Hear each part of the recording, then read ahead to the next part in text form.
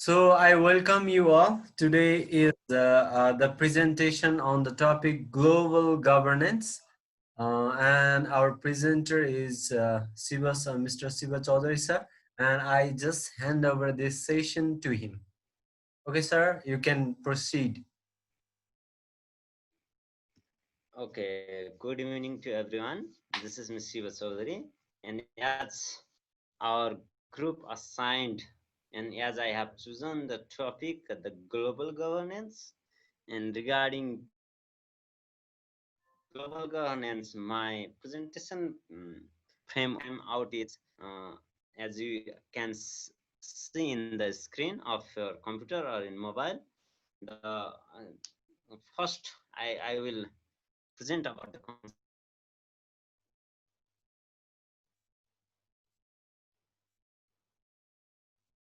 Is there any problem with network?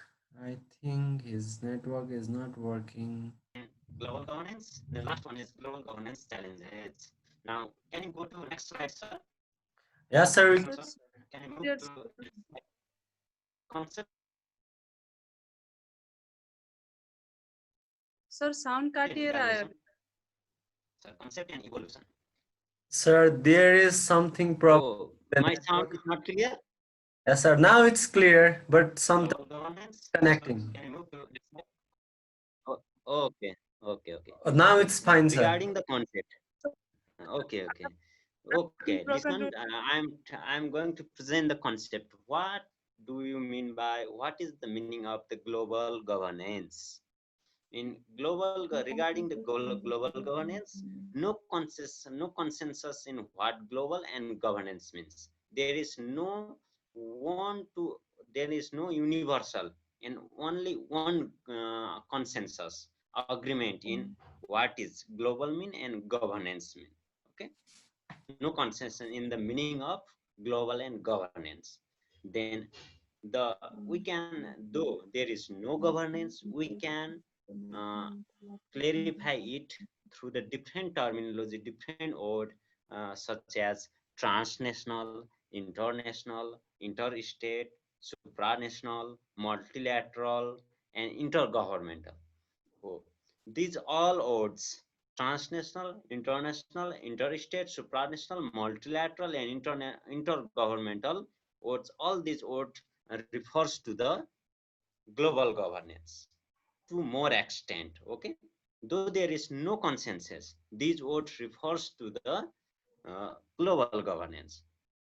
And the general definition of, as I have written here, the impact of market, commodity, national policy and progress, natural hazards, science and technology in the old is called global governance. Here GG means global governance. This is my simplified definition of global governance. You have to be very careful in this point. The impact of market, commodity, nation policy, progress, natural hazards, and science and technology in the old is global governance. Impact. I am here using the term impact of the market, commodity, national policy, progress, natural hazards, science and technology. How we can say that market impact, commodity impact, national policy progress impact, natural hazards impact, science and technology impact can be termed as a global governance. Here, market, you can say that in market there are various products like commodity means the goods things that we buy in the market. In market there is the economic market, there is other different market as well, share market and economic market. So regarding the market, if if the market of the one country changes, and the impact of that country's market also affect the another country's market, like that of here. Nowadays the price of gold is increasing day by day. Okay, you know, the price of gold is increasing day by day because of the globalization, because of the effect of another countries because of the effect of the dollar. Okay, so the impact of market commodity and commodity is, as I told you, the things and national policy and progress. Okay, and regarding national policy and progress, America is very developed country, UK is developed country. Such developed countries affect the another country in fashion as well as very famous and very well known and very easy to grasp the fashion. The first fashion, that of British Laure. British Laure's fashion is imported firstly in the Pokhara and Dharan, because the locality of there people mostly engage in the British army job. Okay, so in this way, national policy and progress in terms of economic progress as well, in terms of that in terms of different army practices and different practices, such as that we call uh, different guns and machine guns.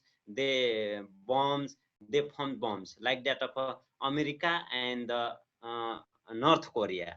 They are competing in practicing the missiles, practicing the missiles. So if one country do the same thing, the another country will do the same thing.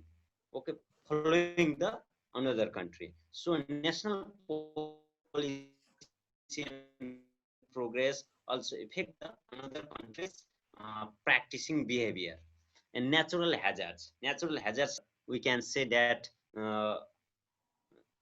our this pandemic situation, that COVID-19 situation is going on. So COVID-19 is not emerged in the Nepal. It was emerged in the China. Now it is all over the world, and it is very pandemic one. So this is the natural hazard, and uh, it is overarching, it is going all over the world. So we can say it as a globalization in terms of natural hazards.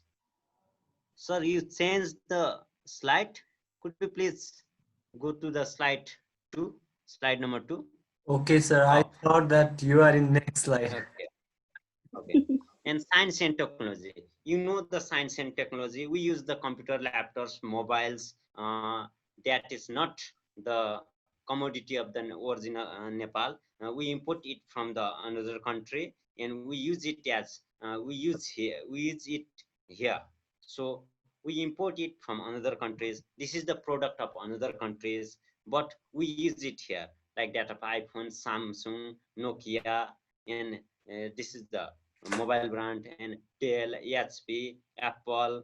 All these are the in terms of laptop brands. So now, in the very information and technology example, the Zoom presentation, Google Classroom. This is also because of the situation created the governance, global governance system, such as we are now doing the Zoom presentation and Zoom learning, Google Classroom, because of the situation that creates to do us. And this is the situation that creates that creates the situation, and we went we went through the global situation and global practice.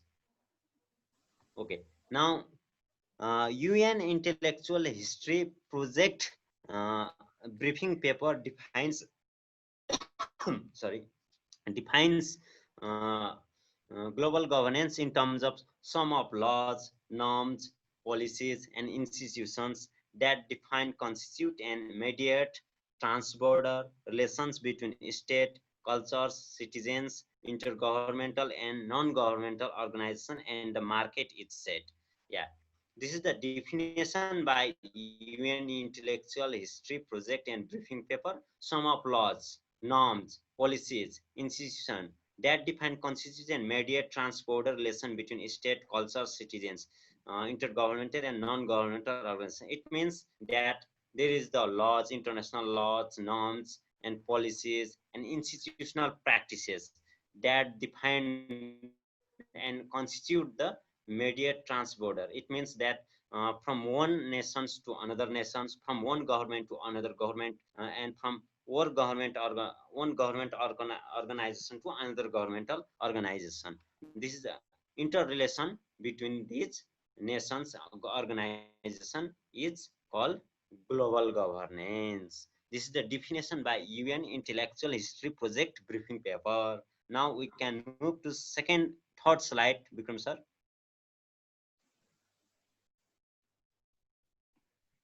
Okay. Now I have finished the concept of evolution, concept of global governance. Now I am going to present the evolution of the global governance emerged in 1990 in response to the challenges posed by the globalization. That the globalization in terms of transnational problems, climate change, epidemics, terrorism, financial crisis. The globalization of transnational problems means the problems of one nation to another, and climate change. You know the climate change very well, and epidemic especially in the sector, and terrorism you know very well, financial crisis in the sector of finance. In these sectors, in the globalization of these sectors caused the emergence of the global governance in 1990. That and the another point, the limits of the national power to act on the global issue and the need for the collective action, as well as growth of multinational company, global civil society, and non-state actors also cause the evolution of the global governance. It means that if there is a global issue, but any one nation can act only in its own territory.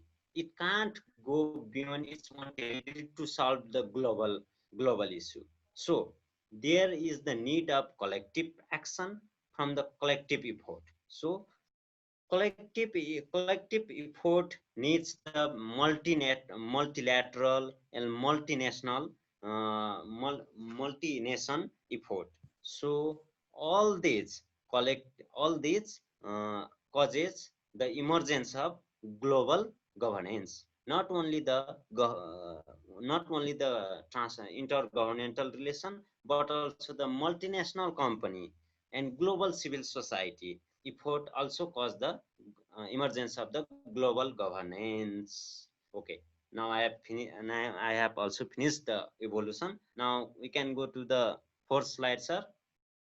Regarding the theories and principle of global governance, especially global governance draws the theories from the politics, diplomacy, public administration, and international based on it was based on the Westphalian sovereignty. It means Westphalian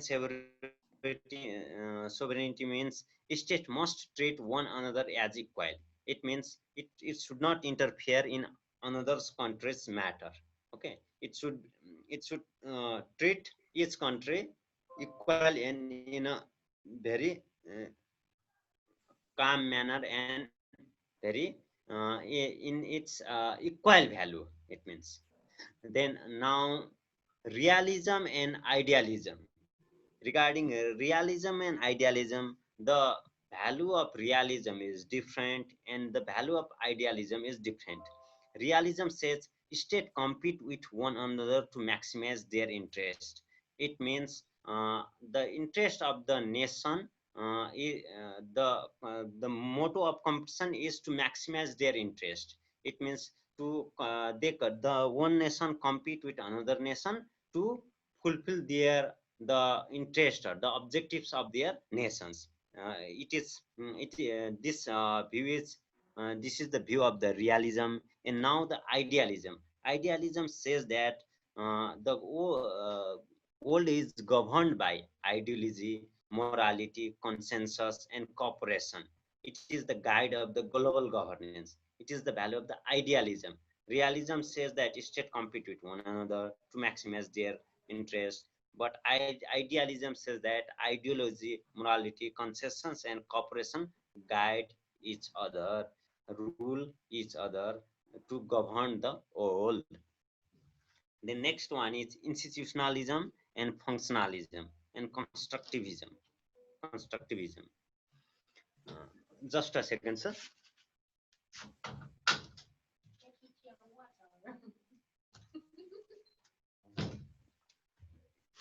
Sorry. Okay. Regarding institutionalism and functionalism and constructivism, these are also the principle of the global governance. And institutionalism means, sorry, institution created at different levels. It means the practice of any institution, the practice of any institution created at different levels, guide the walls and govern the walls. It is the view of the institutionalism. And functionalism, functionalism said that values and common interests. And functionalism says that the world is governed by the values and the common interest. And next one, constructivism. Constructivism says that world is governed through the shared interest. There are three terms: institutionalism, functionalism, constructivism, whose views and whose ideas is different to govern the world. Institutionalism says that the institution created at different level, and functionalism says that the function of the society and function of the society, values of the society and common interests of the society governs the world. It is the view of the functionalism. And constructivism says that the shared interest shared interest govern the world. Now the next principle is liberalism. Liberalism, it is the view of the free market. It means free market economy and democratic economy. It means the uh, uh, opening the door for the private sector in the context of economy. Liberalism means you can welcoming the private sector in the field of economy to maximize the economic growth and development. The another principle is the postmodernism. Postmodernism means, as we know, there's the in postmodernism there is multiple truth. There's no single reality, multiple reality, and it especially focus on the network governance and on governability. Network governance, as we know, the in global governance, there needs the multilateral relation and the multinational relation to govern the whole, like that of a UN, SARC, BRICS, G7, G20. And on governability means there should not be only one government involved in while governing the world. So uh, the postmodernism says that there should be the new things in social sector, economic sector, in education sector, in different sector as well. And in this way, the postmodernism opines in the global governance. Now we can move to next slide, sir. Decision making in global governance. How the global governance decision is made. The global governance decision is made through especially negotiation among the nation state through signing the treaties of declaration. It means that different nations uh, uh, different nations declare the summit palace and they agree in their agenda and they sign the treaties of declaration through the negotiation and consensus. And mm, uh, this is the tools and this is the way how the global governance decision is made. But there is exception of power 5. It means veto power in the UN Security Council. There is the 5 nations which can use the veto power in UN Security Council to make decision different, though there may be majority. But if one country among the power 5 countries which do not agree in the decision, it can't be implied in it can't be implemented. It can't be implemented because of the veto power of these 5 countries. So this is the exception. This is the challenges as well for the global governance. And another is governing body through the delegation. It means that the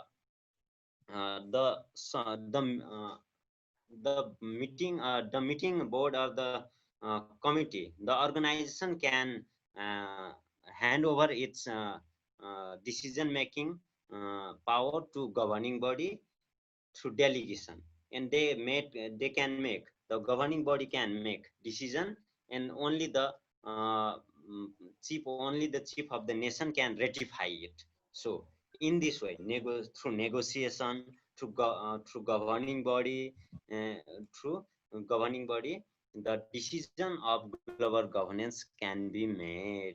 And there is the exception to the UN Security Council regarding veto power. This is only exception regarding decision making of global governance. Now we can move to sixth slide, sir.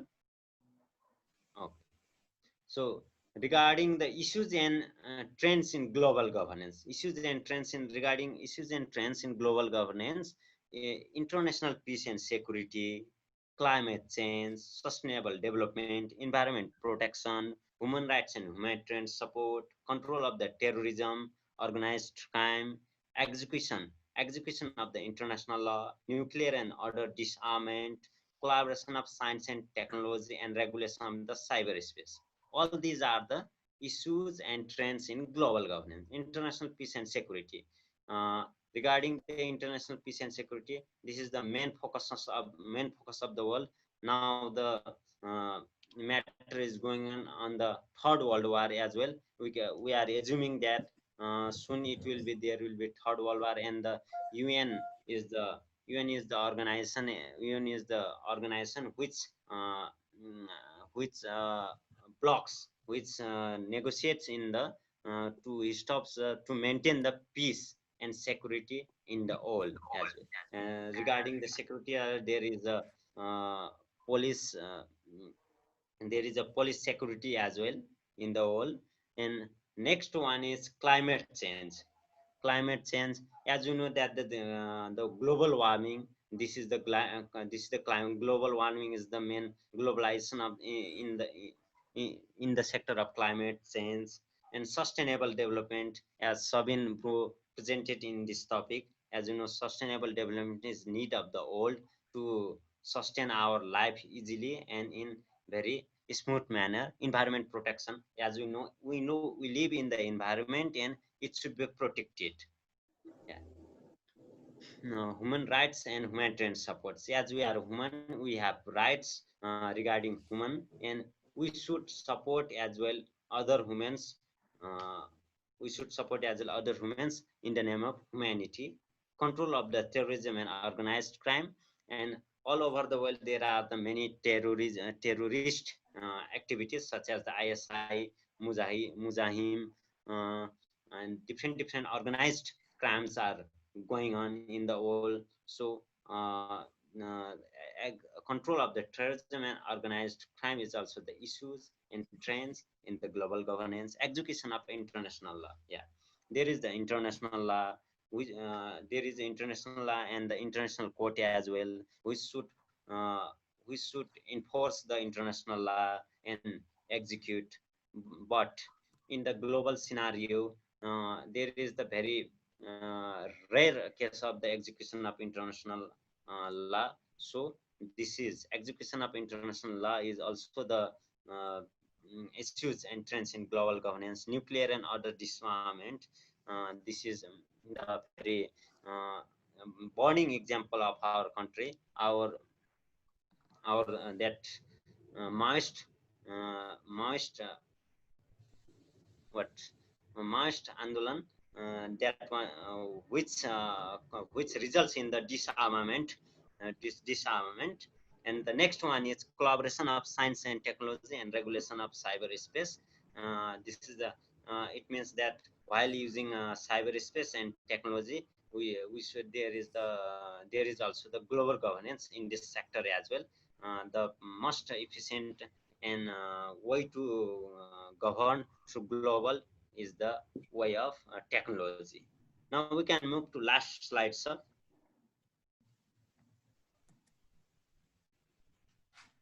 Okay, now global governance challenges. Yeah, regarding the challenges, World WTO means the World Trade Organization and ICC. Yeah, yes, as we know that the World Trade Organization has its one role, and international court, international court council has its one role. Regarding that, India did blockade in the context some years ago. In that context, the World Trade Organization could not do anything for our country. So, and regarding the International Criminal Court, this court has also role in the punishing the criminals, but this court also could not enforce the law all over the world very smoothly. Regarding the financial institution, World Bank, ASEAN Development Bank, ASEAN Infrastructure Bank, BRICS Bank, these all financial institutions are these all are the financial institutions, but especially the World Bank, ADB are the especially for the all for all world. But uh, beside this, there is other banks as well, and there is other alliance as well to do in such things in the sector of economy. So the governance is dividing and polarizing in the sector of economy as well. So there is no one governing institution, for there is no universal and one which can follow the same rules for all the nations in the world in the sector of financial institution. And democratic deficit, it means that all the countries all over the world is not following the same democratic rules and regulations. It means in some country there is in some countries there is more democracy, and in some countries there is less democracy. Regarding the examples of voting rights for women, there in 2000, it may be in 2018, there is the Saudi Arabia give its right to France's voting right to women recently. So the democratic deficit means the regarding the democracy, there is the different level of democracy in different countries, and influence in decision making. It means G7 group, G20 group, and P5. These three groups are developed country. In these groups, G7, G20, P5, in these groups, there is powerful nation. So these nations can influence the decision in the different organization. So all these are the challenges of the global governance, and up to this I have present the concept and evolution of global governance, theories and uh, theories of global governance, issues and challenges of global governance. If you have any queries and doubt, you can ask question, though my presentation is not very well. Thank you, Sibu sir, Okay. for your presentation on global governance. Okay. We enjoyed your presentation. We are just learning. So I have set two arguers in this presentation. They were Sabin sir and our Viva ma'am. Unfortunately, our Sabin sir is not present in this session today. So I would like to request our Viva ma'am if she have any queries in this session. Otherwise, we have remaining well, in this session only 6 minutes is remaining, so we'll go a bit quicker. So if you have any question, you may ask. Thank you so much, sir, and thank you so much to Shiva sir too. He has given a very good clarification about the global governance. Yet that I have one query that if it can be cured here. Okay. We talked about the several issues related with global governance, yes, sir. Among them, this having veto power to those 5 countries is fair or not, or we can question over the objectives of UN also, as the maintenance of peace in the world, or stopping the war, or some kind of conflict among the different countries of the world, or disarmament, such kind of things are not being stopped yet. Yes, we can see America, North Korea, and many other countries are making competition for armament, or they are practicing nuclear explosions in the world also. And how it is successful, or how it is fair uh, to um, to make the world out of this kind of dangers, or maintaining peace and maintaining cooperation among each other. Okay, thank you, Viva ma'am. You first raised the question regarding the veto power countries, yeah? Sir, yes, sir. Right. Yeah, regarding veto power countries and the human peace and the humanitarian support, yeah? Yes, yes, sir. Yeah, regarding veto power, what you say, I didn't get very well, ma'am. Veto Okay, power sir. regarding. I'll just summarize that Okay. her question is brief. That she said that giving veto power to only 5 countries is not fair. So she must have said that democratization of veto power must be done. That it should not only the power of decision should not only confined within 5 superpowers. Isn't it? Okay. Exactly, sir. Exactly, sir. Yeah, this is not fair. Yeah, this is not fair. We know very well. So this is the challenges also. This is the challenges also faced in the global governance. This as I told you in the that this is the exception to the decision making in the global governance. These five greater power holding countries affect the decision making in the global governance. As I told you, though there may be the majority, though there may be the majority, but if the any one member of this veto power do not agree with the decision of the majority countries, it will not implement. It will not be implemented, and it will not be enforced. As I told you, in this veto power, this is not fair, as we know. And regarding democracy, it violates the democracy as well. It should be the veto power should be democratized, or it should be neutralized as well. The veto power is not very good concept. This is the power. This is the concept for the using or affecting the another country. But I think it should be neutralized, so that nobody could not use it, the veto power to affect another country. This is my answer. And next one is regarding humanitarian, sir. Next, Hello, Bikram sir. And yeah, yes, uh, sir. Next query I want to be clear about that. Isn't this global governance has some kind of threatening to the third world, or the less developed countries like Nepal, and there may be chance of extinction from the existence from the world map also. So how can we Oh, get yeah, rid yeah, from very it? good Or question. Very good.